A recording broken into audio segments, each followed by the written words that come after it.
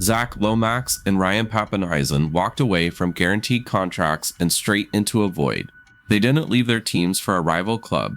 They left for a ghost. The villain here is R360, a rebel league that promised $3 million paydays and global dominance. But the check never cleared. Instead of a revolution, the launch date quietly shifted to 2028, leaving legitimate superstars jobless and facing a 10-year ban. This isn't just a rugby disaster. It is a perfect case study of how predatory financial schemes destroy athletes in every major league on earth. To understand why a rational superstar would torch their own career, you have to look at the paper placed in front of Payne Haas. $3 million a season, tax-free. For a powerhouse forward grinding in the NRL, that number is impossible to ignore. Nelson Asofa Solomona saw the same figures, but R360 didn't just pitch a salary. They pitched generational wealth. They wrapped the offer in sophisticated language about global expansion and revolutionary revenue models. They told these athletes they wouldn't just be employees anymore. They would be partners in a global enterprise. The psychology of the trap is effective because it preys on the athlete's biggest fear, the short window of their prime.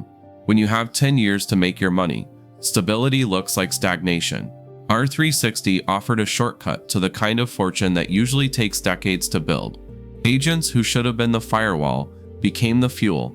They saw the commission checks attached to these massive numbers and stopped asking the hard questions.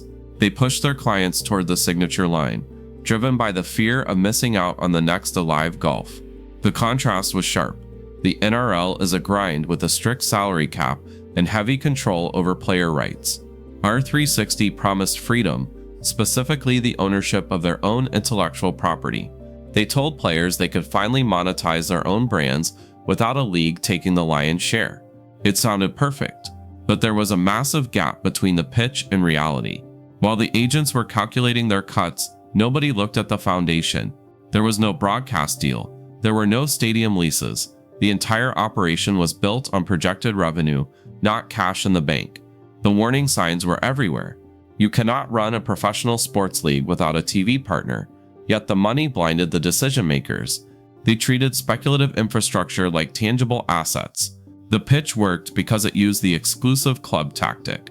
If you question the lack of a TV deal, you just didn't understand the vision. So the players signed. They notified their clubs, burned their bridges, and prepared for a life of tax-free millions. Then the silence started. The updates stopped coming. The October launch began to feel less like a date and more like a suggestion. They had traded their legacy for a promise, and the bill was about to come due. The collapse didn't happen with a bang. It happened with a press release sent out when R360 hoped nobody was watching. On a Friday night, the organization announced that their revolutionary October launch was being pushed back. They didn't delay it by a few months to iron out logistics. They didn't delay it by a season to secure better venues. They delayed it all the way to 2028. In the corporate world, a 3-year delay is a restructuring plan. In professional sports, it is a career death sentence. An athlete's prime is incredibly finite.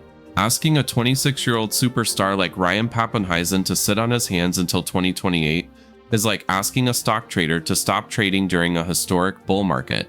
By the time the league potentially launches, the asset, the player's physical peak, has depreciated to zero. They tried to dress up the failure with corporate buzzwords.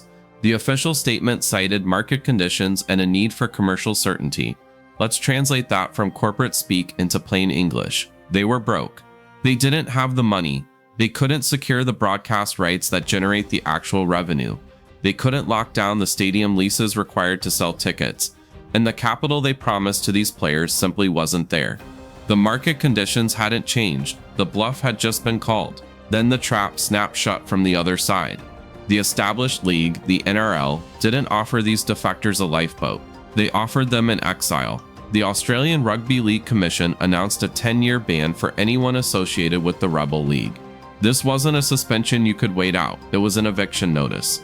Players found themselves in absolute no man's land. They had already been released by their current clubs because they asked to leave.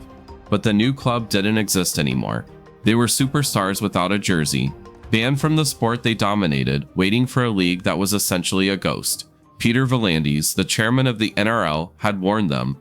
Months earlier, he famously called R360 a competition out of a cornflakes box. At the time, people laughed. They called him protective, territorial, and old-fashioned. But he was right. He understood that a professional sports league is more than a PowerPoint presentation and a promise of tax-free cash. It requires infrastructure, history, and liquidity. The players who ignored him are now realizing they traded a tangible legacy for a 3-year waiting period that may never end. The fallout was immediate and brutal. International eligibility? Gone. You can't play for your country if you're banned from the sport. Test careers vanished overnight. These athletes went from national heroes to unemployed liabilities in the span of a single press release. They are now stuck in a legal and professional limbo, watching their former teammates play in packed stadiums while they wait for a phone call from a league that can't even afford to turn the lights on. While the R360 disaster is specific to rugby, do not think for a second that this is an isolated incident. The mechanics of this scam are happening in every major league right now. This mirrors the schemes we see destroying wealth in the NFL and the NBA every single year. The sport changes, but the predator remains the same. It thrives on a specific vulnerability known as the financial literacy gap. You have individuals generating the income of a mid-sized corporation, $20 million, $50 million, but often possessing the financial experience of a college student. This imbalance makes them the perfect targets for predatory wealth management. The gap between their bank balance and their business acumen is where the scammers live, and now it's starting even earlier. With the rise of NIL, name, image, and likeness in college sports, we are seeing teenagers facing these traps before they even turn pro. They are being sold complex financial products and exclusive opportunities before they have even cashed their first real paycheck. The sharks aren't waiting for the draft anymore. They are swimming in the college pools. R360 used the exclusive club tactic perfectly. They pitched exclusivity just like high-yield investment frauds target NBA stars. They tell the athlete, this isn't for everyone. This is a private opportunity for the elite. It plays on their ego. It makes due diligence feel like an insult. If you ask to see the books, you aren't visionary enough for the club. This is how athletes end up holding bags of worthless crypto, or in this case, contracts for a league that doesn't exist. It highlights the danger of investing in speculative infrastructure. R360 wasn't just pitching rugby, they were pitching AI integration and energy projects. They dazzled athletes with buzzwords about artificial intelligence and energy infrastructure, claiming the league was part of a broader investment in the future economy. They sold the players on the idea that they were investing in the next big tech revolution, not just playing a game. But you don't build a stable fortune on speculative tech pitches, you build it on tangible assets. Investing in a league that owns no stadiums and has no TV deal is like buying a tech stock that has no code. The wrong person in your corner, the financial advisor who is actually a salesman, can destroy a $100 million career faster than a torn ACL. In the R360 case, agents saw the commissions on $3 million contracts and ignored the red flags. They failed to protect their clients from the speculative infrastructure trap because they were too focused on their own cut. The money is gone, the years are wasted, and the trust is broken. The permanent cost here isn't just the lost salary, it's the lost time. Careers were cut short and reputations were ruined for a league that exists only on a spreadsheet. It serves as a brutal final reality check for every athlete watching. In professional sports, a promise on paper is worthless without the cash to back it up. If you want to understand the real money games played behind the scenes of your favorite sports, subscribe to Revenue Racers. Don't let the hype blind you to the hustle.